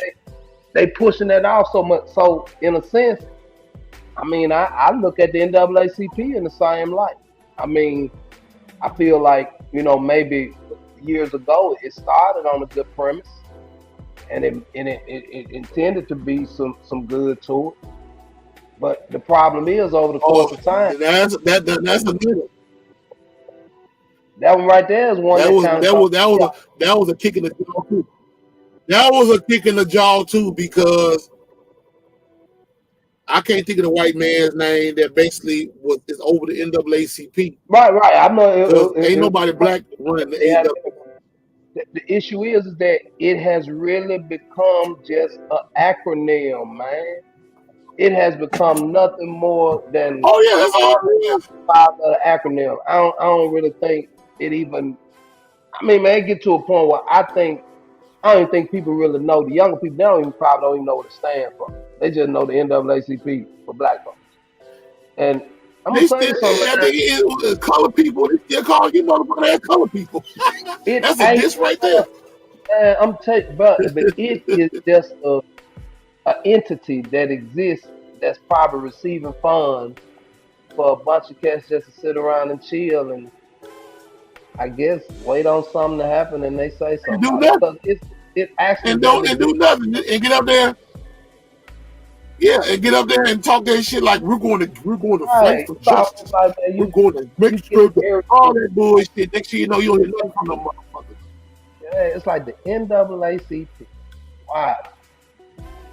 So at the end of the day, I mean, hey, to each his own. But I still look at a lot of these groups that was set up intended to do some good. But the Black Lives Matter thing, I can dig it because I'm everywhere you go. I mean, man, even on Indian restaurants. I mean, I saw it on the Japanese restaurant the other day, and I told my girlfriend, I said, man, you know these damn Japanese folks ain't concerned about no Black Lives Matter. Now, why the hell? So when you say Hell no. I get it. I'm sorry. I'm on this West Coast, man. You know, ain't hard no black folks out here, and they Black Lives Matter the fuck No. out. Oh yeah, because it's a democratic situation. Democracy. Bullshit They Black democracy. Lives Matter. Democracy. I remember I stayed across the street from an Indian college, complete Indians. They had a damn glow in the dark board in the front of that motherfucker that said Black Lives Matter as soon as it went across. And I looked up there and I said, man, there's got to be something to this group, man. Indians care more about our life matter than us. Oh yeah, all that shit. Man, let me tell you something. If they gonna all these motherfuckers, they gonna find out and say, what do Mr. Charlie think about that? Oh, he loves it. Okay, well, I'm down with Black Lives Matter. Black Lives Matter. But if they say they ain't down with it, well, we're not down with it either. They basically cutting it. They gonna cut it short. But like I said, that's just bullshit, man. That's the reason why I don't support that. I have a fucking Black Lives Matter T-shirt. I use that ass toilet tissue now. I wipe my ass with it now. I don't even worry about that shit because it fools me. It fool is like that slang. Fool me once, shame on you. Fool me twice, it's on you. I what the fuck is that? Yeah, shit. I mean, Other than that, he ain't gonna fool me three times. I didn't know about it. I see him, but I'm just looking at like. Yeah, I knew about it. I did. I done my research, and much love to my first lady. She done the research too, and she found, and we came up with the same situation. And a bunch of dice bitches getting rich off of motherfuckers. Yeah, because I thought about it. I said, man, this seemed like they wasn't doing nothing. Yeah, but it seemed like the more they got going, I don't care what nobody I ain't trying to trip, but then it seemed like the more popular they but got, you know what? Get shot by the police. You know what I'm saying? It seemed like they made it happen more often. So I was like, man, shit, these motherfuckers came around. But see, that's what I'm saying. But like I say, I feel like if some strong, powerful men was in that group, they'd have shut Black Lives Matter the fuck down quick, fast, and hurt. Because they would have flashbacks from the Black Panthers. But long they knew there was some some pussy working, they didn't give a fuck. They know they can deal with pussy. They can't deal with no strong black man. It makes sense though. When you really say what you say, it makes a lot of sense because I'm telling you, man, it don't pose no threat, man, and it's like just a nice little social club almost. Yeah, you know what I'm saying? That's what I'm saying. It's, oh, look at the little beautiful women acting like they men. That's beautiful. And then you got the little young men that surround them, and they just as sweet as ice cream. So it don't even fucking matter. That's why they say that's a threatened group. Fuck them. Black Lives Matter. They don't give a fuck. But if it been some motherfucker like me and you would have showed up, goddammit, strapped to the teeth, looking like we ready to get some shit done. Oh, they'd have shut that shit down. They're like, there ain't no damn Black Lives Matter. Who the fuck that is? That's bull. That's not what we created. That's not the ones that we were giving money to. No, them motherfuckers ready to kill our ass. We gotta do something about this shit. That's all, bro. But I feel with the way it melted on in, the key is still, whether we know it or not, the financial aspects of the dollar. Once if we can ever come to agreement that, hey, look, we gotta kick this mess to the curb, and we got to start spending a few more our dollars with one another. Now, that's wishful thinking. I know what people saying. That's wishful thinking.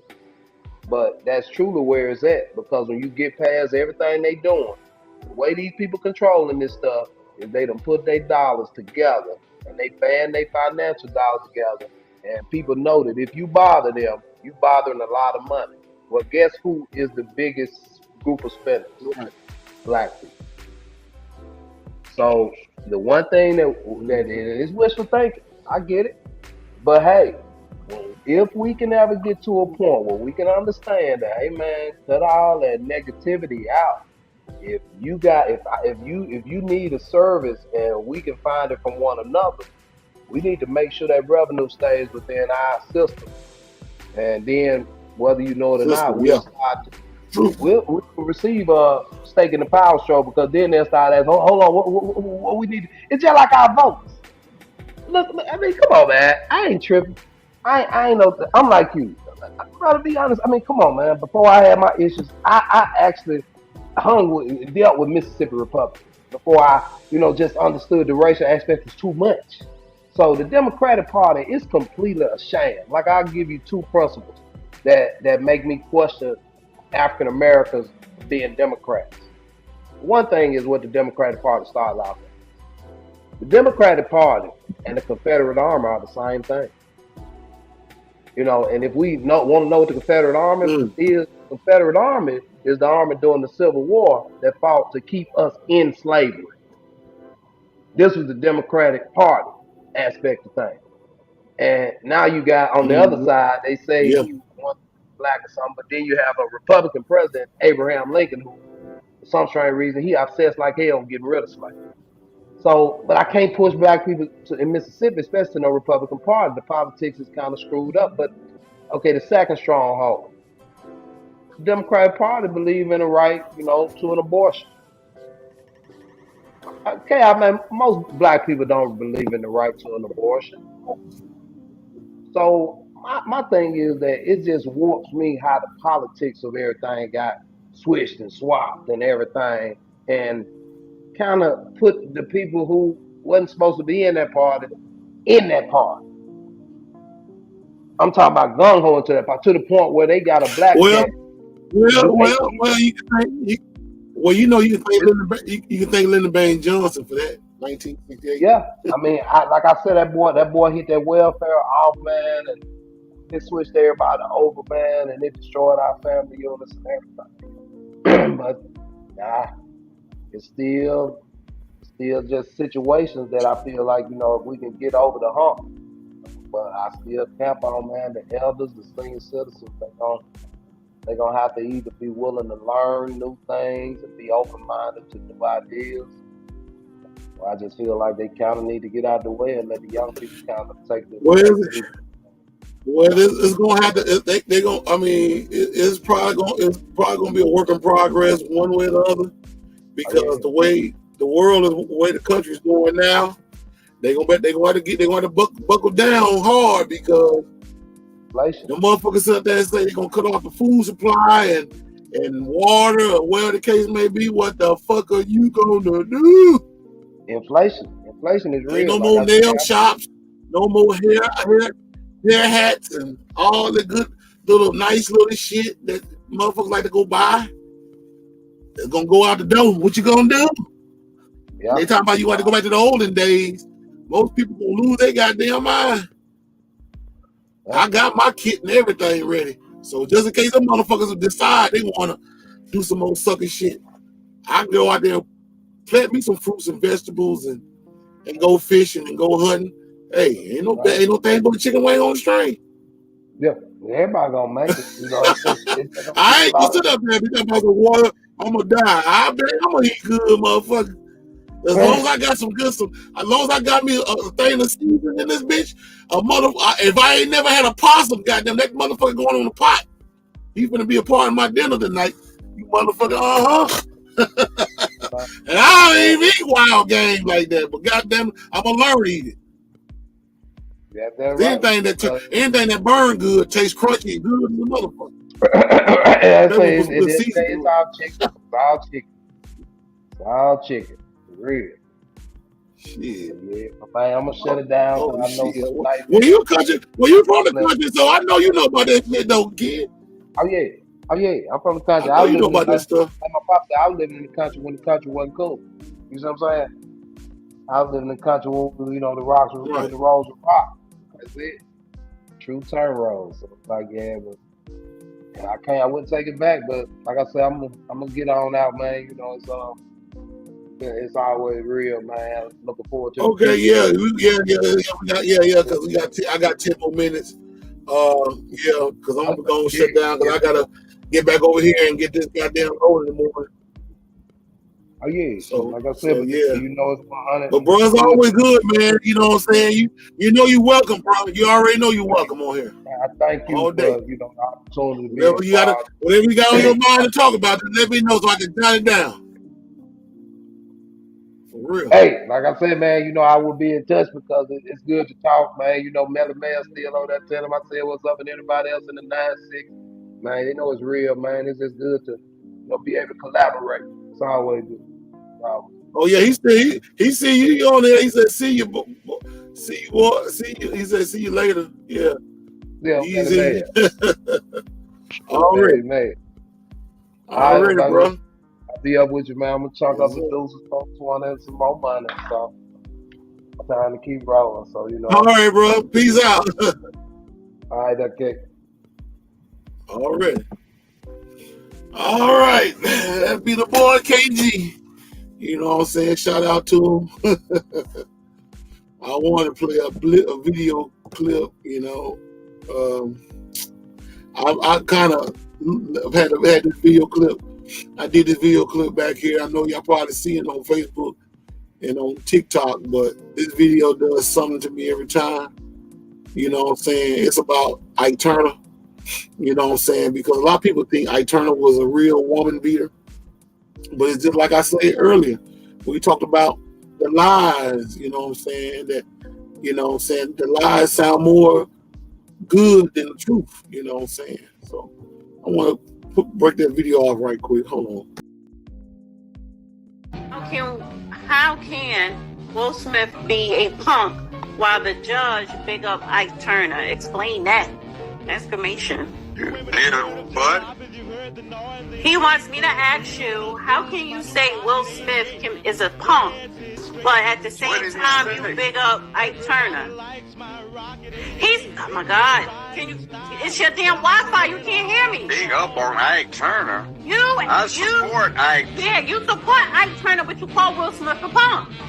He's calling you a hypocrite. Will Smith is a fucking punk.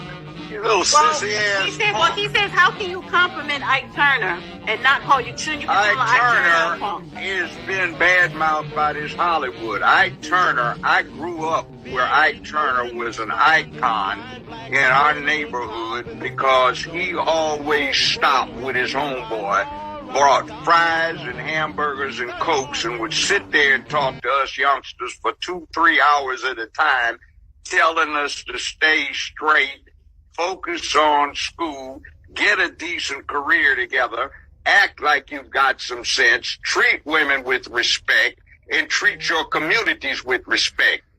Tina Turner drove around in a matching Rolls Royce, and if you made the bad mistake of confusing the two vehicles, she'd roll the window down, cuss you out, spit at you, tell you weren't worth a goddamn, and she would treat you like dirt. How else would I do that? Okay, fine. One particular anecdote, personal eyewitness, ears heard, went to a picnic, family-style picnic, not picnic, barbecue, 4 houses down from where the Turners live. Ike was down doing his gardening. He put his trowel down, wiped his hands over, came over and talked to the young men, including me. We all played football for Dorsey High, asked us how the team was doing, talked stuff to us, told us to be in school. He went back, that witch Tina Turner came out the door, started cussing at him. He started talking to her, saying, please, there are children around. Stop that. She wasn't mad at him about a woman. She was mad at him because he had a writer's block on a song they were working on. She wound up coming out and hitting him as hard as she could, it looked like, with one of these heavy cast iron head rakes. We thought she'd done him some serious harm. Yeah, we saw that. I saw her when she was standing in line at Ralph's Market on Crenshaw Boulevard at the railroad tracks. There were 4 little high school girls went to Dorsey. I was in college, a senior at the time. Tina was standing in front of them. One of them got the nerve. Tina turned around and called her a sleazy, greasy bitch. Don't ever talk to me unless I give you permission. The girls started crying. That's why I don't have any respect for that woman, because Hollywood sat there and tried to run a game on Ike. Ike and his new wife were in front of me for 2 arbitration proceedings. You know what for? Because they had a foundation to help out abused women. What it was about is if the woman signed a contract, they would give her money to escape from the abuse. If she went back, she owed a repayment on what was a loan. If she left, it was a gift. That's what it was about, because Ike Turner was an upstanding man, and that sleazy heifer. Oh, and I don't even talk about what she used to do when she was a pimp in Memphis. And when I got here back in the early 70s, and I started getting clients who were scared of that person because she was a gorilla pimp. Yeah. Let's talk about that. That's how. Wow. Wow. I bet Hollywood don't want to do a reenactment of that, do they? I bet they don't either. But that just goes to show you how they make the lie the new truth in society. Because we all see the movie What's Love Got to Do with It, and we all basically clutched our fucking teeth and was acting the motherfucking fool. We read it. We was like, this motherfucking Ike Turner is a motherfucking monster. You know, but when it all boiled down, you find out that wasn't even true at all. But see, I'm gonna show you something. Tina Turner never said that Ike Turner beat the hell out of her. That's the part that people really don't seem to understand. Because see, Tina Turner said in the interview, I don't know what it was on 2020 or one of the TV shows, but they really didn't air it too much, because she basically told the truth. And she said that, yeah, me and Ike we got in tussling many a times. He hit me, I hit him. They didn't want to hear that. But the movie, even when she did the movie, she said that they wanted more of, how you say it, like more of a serious part in that movie, because it didn't sound like it was going to basically sell. And see, one thing you got to know about Hollywood, Hollywood wants a trauma, intellectual subject matters in their movies. And a lot of times, these movies that they say based on a true story don't be based on no damn true story. Because these movies will really be based on a true story, it'll start telling the truth about the shit that they do. I'm talking about the Jews that own Hollywood.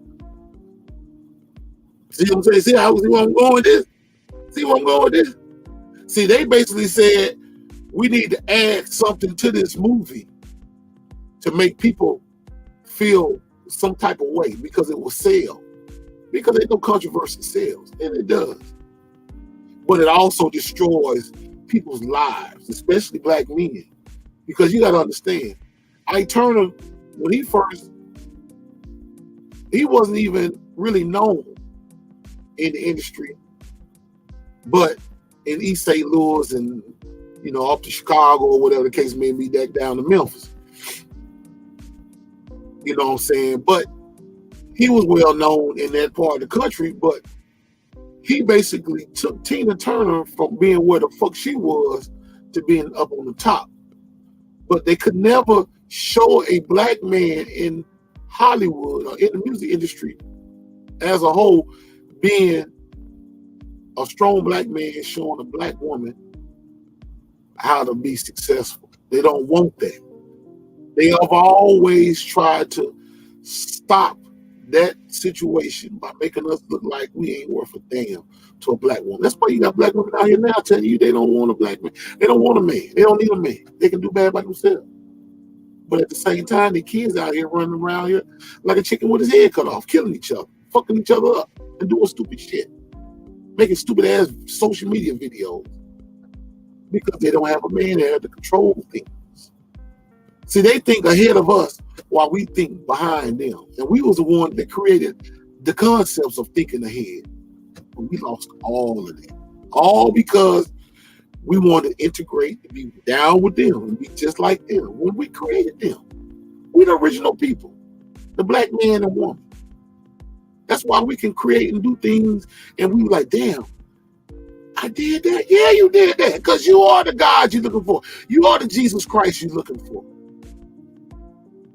When the FBI director, CEO, whatever the fuck, Edgar J. Hoover said, the reason why they started the counterintelligence program is because they were trying to find the new black messiah. They didn't say the white messiah, they said the black messiah. What the fuck is they telling you? That means they're telling you that they know who you are, but you don't know who the fuck you are. They know your greatness better than you know yourself. That's the reason why Ike Turner was being considered as a beast, a woman beater. Hell, they said that same shit about Joe Jackson. But Joe Jackson whooped his kid's ass into super motherfucking stardom. You can't go to Gary, Indiana, and point out not one motherfucker in Gary, Indiana that's a child that can get on there and sing like Michael Jackson did, or any of his brothers. None. And they know it. And Joe Jackson beat their ass into superstardom. Michael Jackson even said, yeah, my daddy whooped our butts. I was scared as hell of my dad. But at the same time, he loved his father. They all loved his father because they knew if it wouldn't have been for Joe, they would have never got where they are in this world. Michael Jackson was loved by countries that couldn't even speak English. They knew they couldn't speak English, but could sing the whole Thriller album. Now think about that shit. That ain't nothing but God. That ain't nothing but power, love, knowledge, respect, unity, royalty, all that good shit that we create. But they don't want you to know these things because they want you to be the yum-a-dum dummy and go around here shitting on each other, breaking into each other's cars, houses, and trucks and shit, and just being deaf, dumb, blind, and ignorant, and believing a bunch of shit about Jesus is coming back to save us. When you are the Jesus, that you got to save yourself. Even if Jesus is a fictional character. Even when he said in the Bible, you are in my image. God said, you are in my image. That means you a God. You're your own God. But you don't want to take responsibility because the preacher man told you, you ain't got to take responsibility. Jesus is going to fix it for you. But at the same time, your ass still on Skid Row. Your ass ain't got no money. Your ass still broke. Your ass still ain't got shit. But you sitting up here waiting on this Jesus character. You got to get out of that, black people. Let it go. It's been one. It's time for you to create a new situation. They're going to try to come and get you and try to take that from you too, because every time you create something that they know they can't create or never done before, they're going to try to take it from you. They do it all the time. They done done us with music. They done done us with sports. They done done us with all type of shit. Because they know who we are. They know we the victim of all this shit on this planet. Everything. You listen to a song, goddammit, a hip-hop song from back in the days that sound good. You listen to some R&B, some disco, some blues, some gospel, all that shit that's up under the tutelage of black people, goddammit, they love it. But we don't want to say, oh, it's too old. I heard that shit, it's old. We don't even believe in we don't even love our shit like we supposed to. They love your shit better than you do. That's bad when you go over to China. Or go over to Japan, like my brother Dark Prince said. You go to these other countries, they love your shit better than you do. You come over here in America, oh, that's old. I don't want to listen to no fucking LL Cool J, Run DMC. But they over there pop locking and break dancing and all kind of shit off of your shit. But you over here talking about some little baby, the baby, and all this this new generation shit, and they just what they are, babies. Cause they ain't grown worth a damn. Cause they don't sound like shit. And I'm not hating, I'm just telling the truth. I can't understand it. And they damn sure can't understand it, but they're just doing it because they're paid to do it, to keep us deaf, dumb, and blind on this music shit. They don't like, they see, that's the thing about it. That's why they killed hip-hop. Hip-hop been dead. They say hip-hop ain't dead, but hip-hop been dead. Hip-hop died in 1991. Believe it or not. But it was still on life support somewhat throughout the 90s. But it was been dead. That's why this music sound like shit. But anybody else say this is a new generation, this is a new normal, this is a new day and all that. I don't want that shit. Fuck all that. That ain't got shit to do with price to each other. These motherfuckers know your shit better than you know your shit. And they did everything they could to destroy it. That's why these kids, because like I said, I remember back in the day, I used to watch BET. And they used to have the basement and goddamn it, T could tell them, get out there and freestyle. Rappers get out there and freestyle their motherfucking ass off. You get one of these new generation motherfucking freestyle, it's like a damn joke. They get the start. What is it, mother? I always, let me show that goddamn video. I remember I had first lady. She couldn't even believe, she was like, ooh, she didn't even know who the hell that was, but I just had to show that video to show you how fucked up they fucked hip hop up. Let me see if I can find that video. I know I got it. But it's a disgrace. I can find it right. Let's see. They're damn young, dude. They're damn young, dude.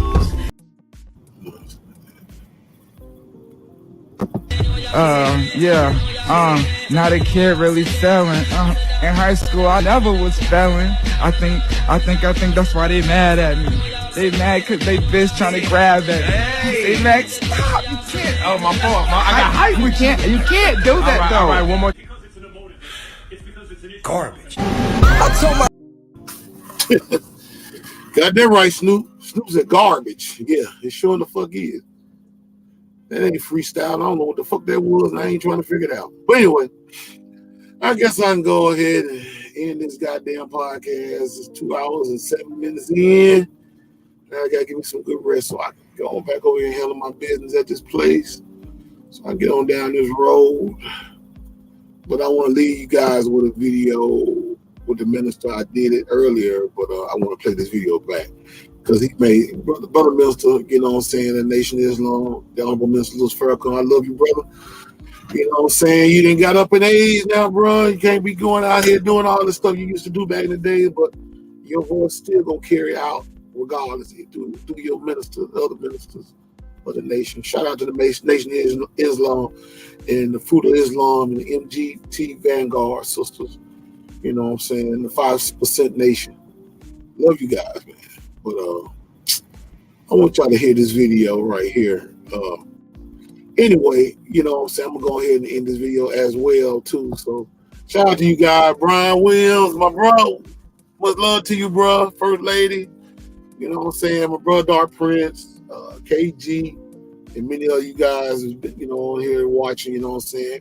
Brother, one though, you know what I'm saying? Out there trucking, bro. Make that paper, bro. You know what I'm saying? As them young folks say, get the bag, all that goof ass shit. But otherwise, y'all be safe, be easy, have a good night. And I'll holler at y'all guys on the next one. Hopefully, probably Saturday. I might do a hip hop part 2. And I might bring some of my DJ partners on here and discuss the DJ, what happened to the DJs. You know what I'm saying? I'll let y'all know and keep y'all posted. If y'all see a, you know what I'm saying, a post on Facebook or whatever the case may be, YouTube, you already know. It's going down. But it's your boy Chaos. Y'all have a good night. So we play with women. A woman is not a plaything. I'm telling you, brothers, you don't want to play with a woman. She's serious. And sisters, don't open your knees to any man that's not worthy. Do you know when you give him that part of yourself, you've really given it all? Am I saying the wrong thing? No, sir. I didn't think so.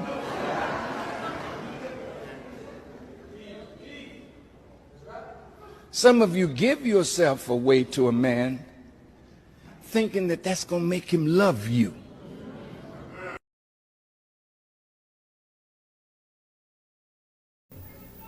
We're not going to be nothing as a people until we take on the challenge of improving ourselves. Listen, please. You can go to church, you can read the Bible, you can do all of that, but you are not too old to improve yourself. And the moment you stop thinking in terms of improving yourself, you are already dead. Because death puts an end to the evolutionary journey in your physical realm toward God. The struggle for balance. We have been an imbalanced people all our lives. It's not your fault, not mine, but we are imbalanced. 99% of us. And the other percent is even in worse shape. They don't even know it. One of us has come here without being hurt and stung by the pain of enmity and envy and jealousy. Can you forgive? How could you forgive the white man for all the evil that he has poured on us even to this very moment of time? How could you forgive him but won't forgive your mother who made a mistake, or your father, or your brother, or your sister? See, we're going to build a nation that's going to live. So death has to come off of us. The death of this world has to come off of us as we wash and become clean. DJ Mix Master Chaos.